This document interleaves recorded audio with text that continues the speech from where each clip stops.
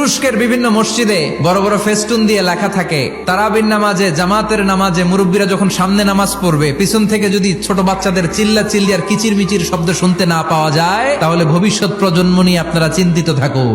পিছনে যদি বাচ্চাদের হই হুল্লোড় না থাকে, তার মানে নেক্সট জেনারেশন এগুলো মুসল্লি হবে না, এগুলো হবে ডাকাত। এজন্য এরা বিভিন্ন প্রজেক্ট চালু করেছে। 40 দিন টানা ফজরের নামাজ যে ছোট বাচ্চারা মসজিদে এসে পড়বে, ওই প্রজেক্টের আওতা থেকে একটা করে সাইকেল দিয়ে দেওয়া হচ্ছে। কুয়েতে আর একটা প্রজেক্ট করছে, দ্বিতীয় বিবাহ প্রকল্প। কি কাজ এই প্রকল্পের? তারা ঘোষণা দিল, তো যারা যারা ফজরের নামাজে মসজিদে আসবে না, তাদেরকে মসজিদের টাকা দিয়ে দ্বিতীয় বিবাহের ব্যবস্থা করে দেওয়া হবে। এই ঘোষণা দেওয়ার পর থেকে ওই এলাকার কোনো মহিলার তাহাজ্জুদ মিস হয় না।